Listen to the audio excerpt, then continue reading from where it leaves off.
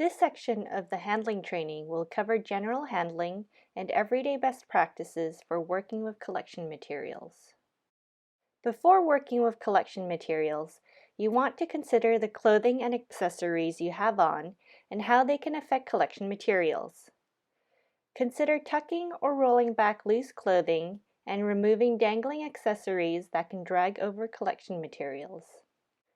If you're wearing accessories over your neck such as a lanyard or long necklaces, you can take this off or swing it around to hang from your back.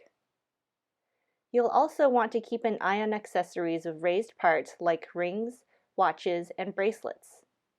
Most rings are okay to keep on if you don't want to take them off, but be aware that protruding objects can scratch or gouge collection materials that you are using. It's also a good idea to tie your hair back if you have long hair.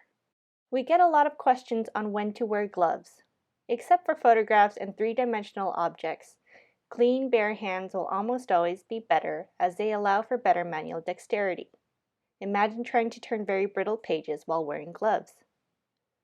If you're working with collection materials with bare hands, always wash and dry them before and after handling materials. You may not always know the history of the object.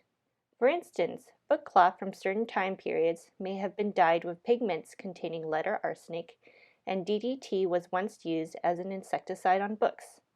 So washing hands after using collection materials is for your own health and safety. Keep an eye on longer nails that can catch or scratch items, and avoid wearing creams, lotions, and nail polish. If you're working for longer periods of time, it may be good to wash hands during a break to avoid cross-contamination of materials like powdery leather. You'll want to put nitrile gloves on when you're working with sensitive materials like photographs, metal, degrading plastics, as well as with contaminated or moldy items. If you're wearing gloves, you may want to switch them out if you've just finished working with something particularly dirty. Here are some general guidelines for keeping your workspace organized.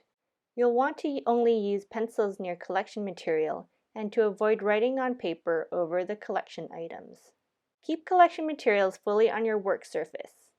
Overhanging items can get knocked over more easily or get torn or creased if you accidentally lean on them.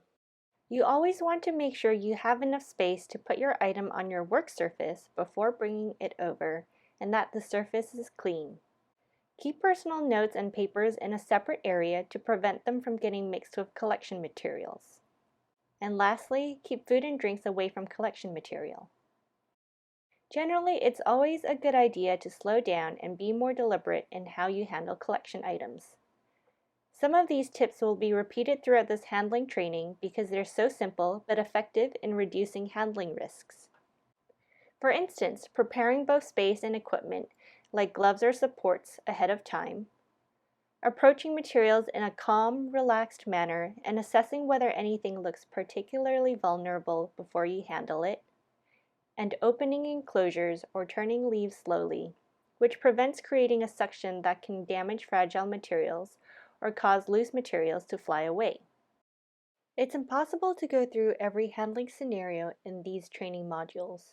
Forming good handling habits will help you become more aware of what's safe or not to handle by yourself.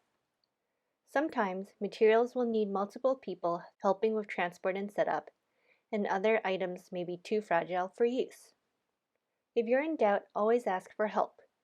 Special Collections Public Services staff are always happy to help with transport and setup if you give advance notice, and can help to flag material for conservation if needed.